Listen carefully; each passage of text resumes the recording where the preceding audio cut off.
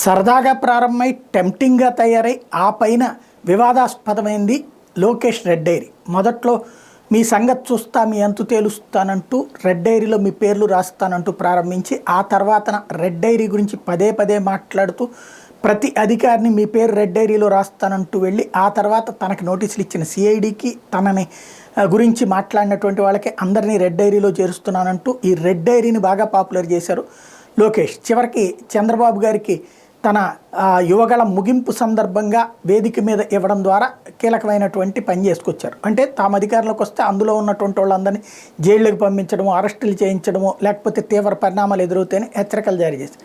ఇప్పుడు ఆ red dairy బాగానే భయపెట్టినట్టుంది. అందుకే వైఎస్ఆర్ కాంగ్రెస్ పార్టీ తరపున ప్రభుత్వం, అటు పక్కన సిఐడి కావచ్చు, ఇటు పక్కన ప్రభుత్వం కావచ్చు, రెడ్ డైరీ జపం చేస్తుంది. లేటెస్ట్గా చూస్తే లోకేష్ రెడ్ బుక్ బెదిరింపుల మీద విచారణ జరపాలంటూ కేంద్ర ఎన్నికల కమిషన్కు లెటర్ ఇవ్వడం అన్నటువంటిది ఇందులో కీలకమైనటువంటి. రెడ్ బుక్ పేరుతో రాష్ట్ర ప్రభుత్వ అధికారుల యంత్రాంగాన్ని బెదిరిస్తూ భయోత్పాతానికి గురి చేస్తున్న టీడీపీ జాతీయ ప్రధాన కార్యదర్శి నారా లోకేష్పై విచారణ జరిపి తగిన చర్యలు తీసుకోవాలని కేంద్ర ఎన్నికల సంఘాన్ని వైఎస్ఆర్సీపీ కోరింది. చంద్రబాబు, లోకేష్, టీడీపీ నేతలు ముఖ్యమంత్రి వైఎస్ జగన్మోహన్ రెడ్డి ఉద్దేశించి అసభ్యకర వ్యాఖ్యలు చేయకుండా నిరోధించాలని కోరింది.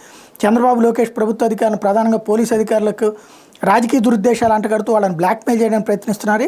ప్రజాస్వామ్య విలువలకు విరుద్ధంగా వ్యవహరిస్తూ రాష్ట్రంలో సామరస్యపూరిత వాతావరణాన్ని దెబ్బతీసేందుకు కుట్ర పన్నుతున్నారంటూ కేంద్ర ఎన్నికల కమిషన్ దృష్టికి తీసుకెళ్లింది.